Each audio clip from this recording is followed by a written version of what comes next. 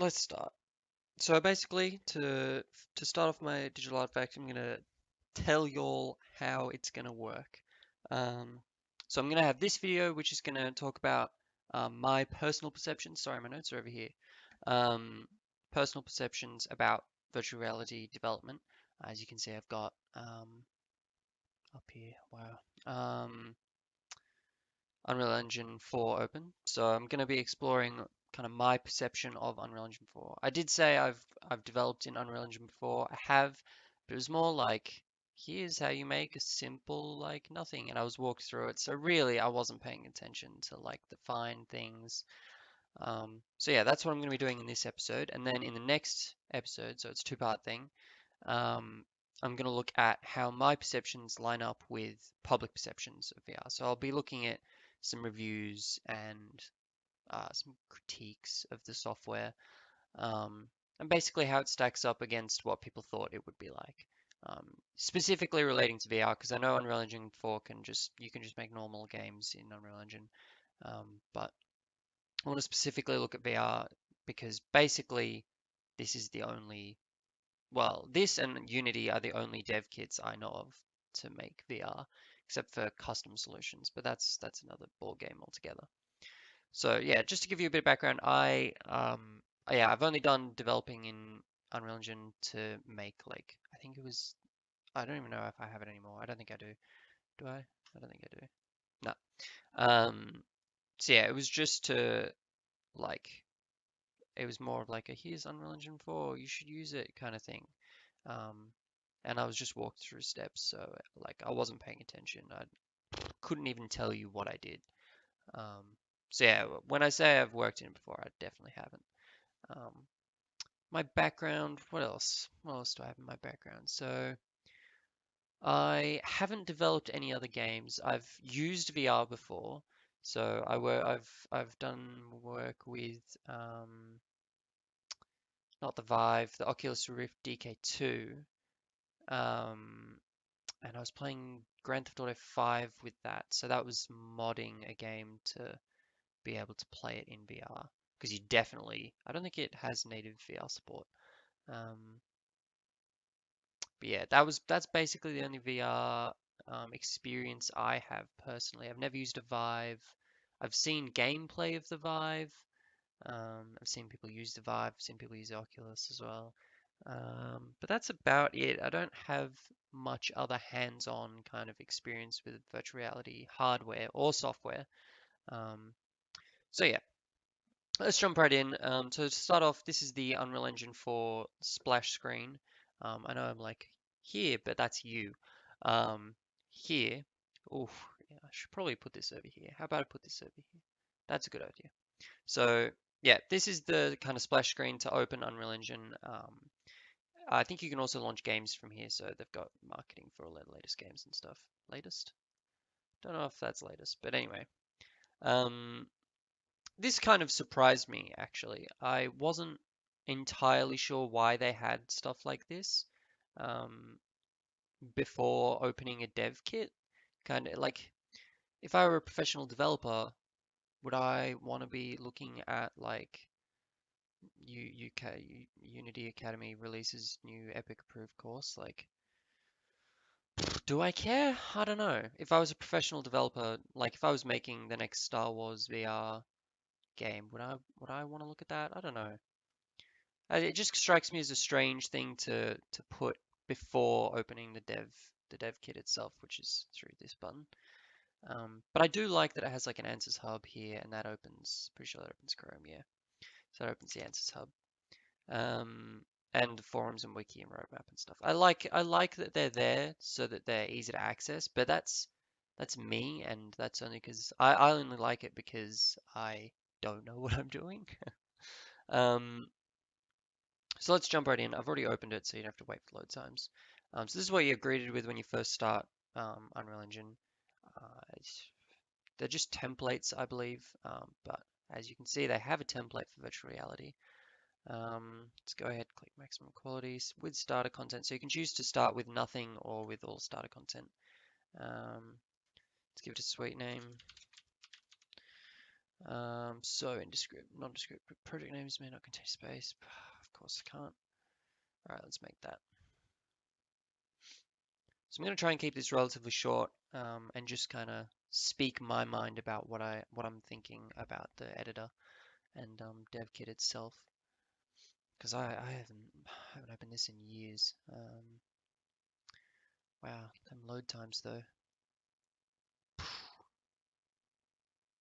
Man, if I were getting paid to do this, it's a whole bunch of just nothing. 40% initializing, loving it. Such a waste of time. Oh, that would really frustrate me. But yeah, they also cram other resources into this starting menu, which I think is kind of nice for me, especially if I really wanted to get in depth in Unreal Engine 4. But I don't think any professional would want this kind of stuff. I do like that they put assets in there. They have their own asset store, so you can just buy like, oh, I need a VR interactions pack. Boom, done. 40 bucks. I guess if I was just starting to make VR, I don't know. Was the top one like 200 bucks? Oh no, 70. Oh yeah, $274. Yeah, I don't know if I'm about that. See, like if I was trying to get into VR, that's an instant like barrier. I ain't paying 280 bucks just for a couple player models and get that stuff off Turbo Squid or something. I mean, it'll be terrible, but it's easy to learn on and stuff. This thing's taking ages to load. Hope it's not like this all the time. Pretty comprehensive marketplace for assets. Oh, okay, here we go. Bam. All right, so this is what you start off with the virtual reality template. Straight off the bat, oh, it does want you to do a tutorial. Um, Welcome to the Unreal Editor tutorial. Um, that's kind of nice. I was almost instantly gonna say, wow. I was almost instantly gonna say, there's no tutorial to start off with. If I was just starting, where's my tutorial? Um, but I guess there is. I guess there is a tutorial. I'm definitely not going to read all this because I reckon I'm intuitive enough to, or I'm hoping it's going to be intuitive enough that I can move around myself. Yeah, there you go. So it's, I mean, it's relatively intuitive in controls if I can figure out how to move around pretty quickly. HMD, gamepad optional, and then motion controller. So this is interesting. They want you to instantly test the hardware first. Um, so they're really pushing you to use the headset to test, which is interesting because like I don't have VR hardware. I guess if I was developing for VR, I would definitely have VR hardware. That would make sense, but I don't know. Am I going to have every VR hardware? Like, is this going to be compatible with everything straight off the bat? I don't know. That's something I would have to look up, I guess. I do like that this is all very preset. Do we have any nice snapping tools? Oh, it's not too bad. It's very similar to I should have given that background. It's very similar to um, Cinema 4D. I've done some animation work in Cinema 4D and I guess to an extent After Effects, Adobe After Effects. Similar control scheme, similar 3D space movement system. Um, Similar UI on the right hand side actually, very similar UI. Yeah, if this is all of yeah. So up here, I guess we've got all of the objects that are in this scene. So stuff like the box, the spawn point, I guess. This box is type. Skylight, yeah. Mannequin hand, yeah. So that's these. Oh, that's these over here. So instantly familiar just because of Cinema 4D. I guess it's that it shares that quality because it's a 3D space. It involves 3D space development.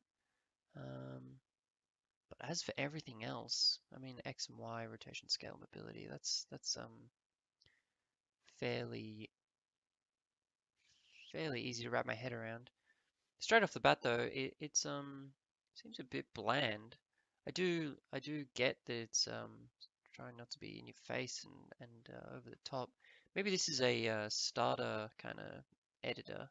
You know what I mean? You know how they have different layouts for, I'm just thinking Adobe Premiere has different layouts for the software as to how advanced or complex a thing you're doing. So if you're just painting something, not in After Effects, if you're just oh, Premiere, if you're just doing audio, right, in Premiere, there's like a window, there's a layout to just support editing audio. Um, so I was wondering if that's the same in this. Content browser, it doesn't look like it. Developer tools, no. Reset layout, save layout. So it looks like they do have the similar layout system,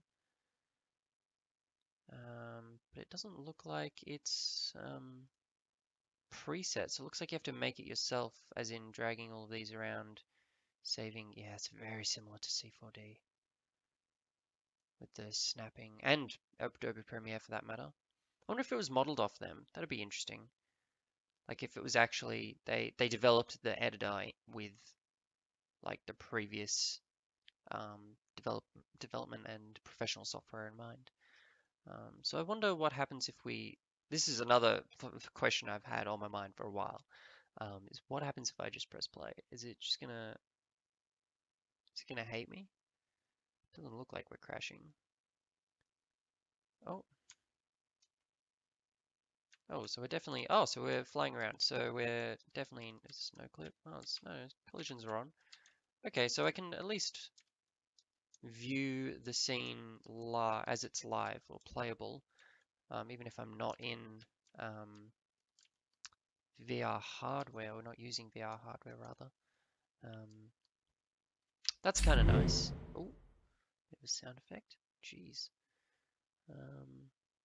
Launch this level on Chronos. Play this level. Play this level in the active level editor viewport. So I guess. Oh, just gonna. So maybe that was just play it while in editing mode. So maybe that doesn't render all of the shaders and stuff. Maybe it doesn't, it runs a kind of light version of the level. Definitely an interesting um, take at developing VR. I wonder how different wonder how different the tools are for developing in VR as opposed to just a normal video game. I suppose you have to think more about developing in a 360-degree space as opposed to just what you can see on a screen. So, the 270 degrees in front of you or something. 270 degrees? No, that's way too far. Like, I play an FOV 110, so 110 degrees in front of you. I guess you can look around you in most video games, so I don't know. Maybe the development process is completely the same for developing like a VR game as opposed to a normal desktop game. I wonder if this has crashed. No, this definitely has crashed. It hasn't crashed. It says, I don't know if I definitely can't see that. Can I? Yeah, I'll move me for you. It says it's processing assets for Windows over there. I think that's it trying to launch the game in VR. Could just be processing the stuff that's happening. Could be really slow because I'm also recording this. Um, Empty character. I wonder how many preset starter content. Here we go. Oh wow, so it definitely does have a good amount of stuff that it starts you off with. Architecture. Oh no, it doesn't have too many preset. Like, I mean, it has textures and stuff, so you can easily texture things that it gives you, but it doesn't start you off with full preset like, oh, here's a house, it's already textured, like, etc., etc. Here's a person, here's a floor, something like that. It starts you off with a good amount of stuff, but nothing intense. Um, Cinematics, yeah. It's all kind of how I imagined it. Kind of like a little bit like outdated. It reminds me of like one of those really old Flash games for some reason. This title bar reminds me of that. I don't know, it seems a little outdated. Even Cinema 4D by comparison, seems like it has a more modern um, UI at least. Um, I guess this isn't really exploring the development process as much as the UI of the Unreal Editor, but I mean they're definitely inherently linked. I doubt this is going to launch anymore, so I might just compiling shaders 911, 901. That's going to take a while. So there's an instant problem. That'd take like a couple minutes to launch the game just straight out of the editor. There you go, definitely stopped that. Or maybe it's just the first time setup is taking ages, so it's like it can't launch until all of the shaders are done. Um, what else do we got here? I think that's kind of all my thoughts on it. Oh wow, so you can actually paint models in the Unreal Editor. Oh, I kind of like that. It's giving you tutorial options for different aspects of the editor, not just like an overall, here's a tutorial. All right, on your way. Because I mean, I would definitely go straight to YouTube. Like that'd be my first port of call is a YouTube tutorial.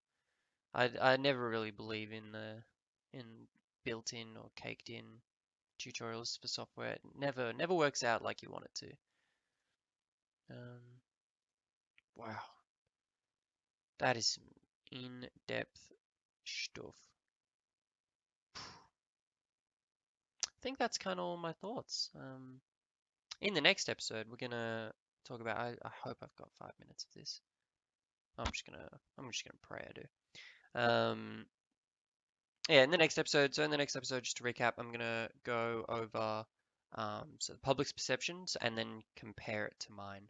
Um, so I've definitely kind of formulated what I think the development process is like for VR, especially in Unreal Editor. Um, but yeah, I'm just gonna look at the public perception next, and then just kind of sum it all up, I guess. Hope this wasn't too off the cuff and informal, but I don't know. I think I've learned some stuff. I mean, I haven't learned how to develop. That wasn't the point, but I think I've definitely learned what they were trying to go for here in Unreal Editor. So yeah, I think I'll catch you guys in the next episode. Um, keep your eyes on lock for that. Yep, see you then.